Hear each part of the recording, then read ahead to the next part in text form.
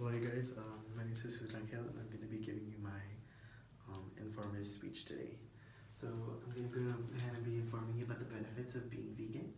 So, what is a vegan? A vegan is somebody who doesn't eat anything that comes from animals, so no chicken, no poultry, no dairy, anything like that. It's a plant based diet. So, my thesis statement is going to be um, being vegan has substantial health, environmental, and moral benefits. So, I'm going to go ahead and start off with my first bullet point, which is going to be the health. Being vegan means that you really eat a lot of plant-based diets, and a lot of the foods we are really what we eat. So it's gonna have a lot of effect on our skin, hair, mood, and energy level. I know when I eat a burger, I usually feel really tired, something like that. So it might not be the best food for me. Unlike it's not like when I eat a salad or anything like that. I feel really groggy after I eat meat or anything like that. I'm gonna go into my first cited source, which is for weight loss. So for weight loss, it's gonna be an article by Whitney McKnight. Her article, "Vegetarian Vegan Diets Yield Significant Weight Loss." So vegetarian and vegan diets that did not emphasize counting calories led to more weight loss over 8 weeks, according to data from a randomly controlled study. We're not trying to get people to lose weight just so they can look attractive, said Gabriel Turner in an interview. We're hoping that they will choose a healthy body weight to prevent diabetes and cancer. So the more burgers and chicken nuggets and unhealthy food we eat leads to a lot of weight gain and health problems. So a study found that vegan diets that did not emphasize calorie counting led to weight loss, and weight loss really does lead to a less chance of contracting any of these diseases such as diabetes or cancer.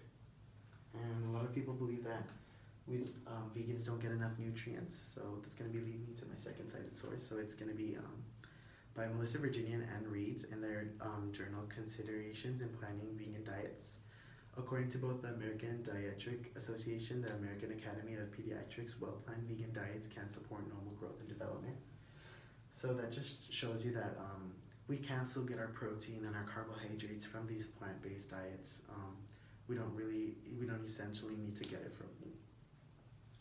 Alright, so it's going to lead me to my second bullet point, which is the environment.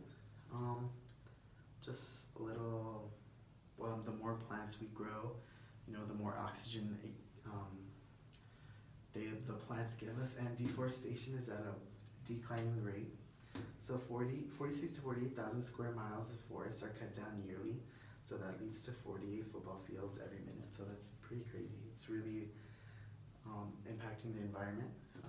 It's going to lead me to my third source, which is the environmental damage. So it's going to be by Brian G. in his journal Standing in Livestock's Long Shadow.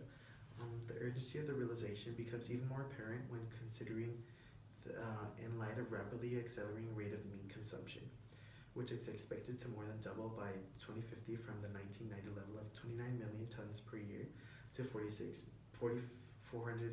million tons. The environmental impact per unit of livestock must be halved just to maintain the current level of environmental damage, which itself already is environmentally unstable. So the more meat we eat, the more environmental damage we're doing, because we are having to cut down these forests to build these plants where these animals are being slaughtered. So it's really harming our environment. We should be having the environmental damage per unit of livestock currently, but it just seems to be increasing every decade, every year. It's going to lead me to my fourth source, which is the fresh water and pollution. So which again is going to be by Brian G. in his journal Standing in Livestock's Long Shadow. The livestock sector may now be the single greatest source of fresh water use and pollution, the leading cause of rainforest deforestation, and the driving force behind spiraling species extinction. Finally, livestock production is among the largest sectoral sources of greenhouse gas emissions contributing to global climate change. So when you really think about it, you didn't really think just eating plants had that much of an effect on your environment. The food we eat, our burgers and our chicken and stuff like that really has super huge impacts on our environment. we have to feed these animals that we are slaughtering. We have to give them fresh water. We have to make sure that they're living and they're growing before we kill them, and that really takes up a lot of our resources that we have. It also leads to a lot of pollution and then again deforestation. That's gonna lead me to my last bullet point, guys, which is morals. It's not, this bullet point isn't really to stray you away from being, like, isn't really meant to scare you. It's just meant to show you that, like, I guess just to open your eyes and to be more informed about how these animals are killed. Like, I'm not trying to say go vegan. I just want you guys to know this. Like, it's pretty crazy. So both of my bullet points are gonna be cited from Victoria Morin's her Main Street Vegan book. I read this a while ago. It was a really good book, guys. Really informative. So if you guys would ever wanna come more informed, just let me know. I'll lend you my book. So do we really know what happened before that plate of food arrived in front of us? And I never really knew. It's it's just, we just eat, like, it's just, we don't really think about it. 97% of hens are kept in tiny cages and don't really live real lives until they're killed. So that really dawned on me. And then there are laws against this, but laws against this aren't really enforced, and they do prohibit chickens. And 286 chickens are killed every second.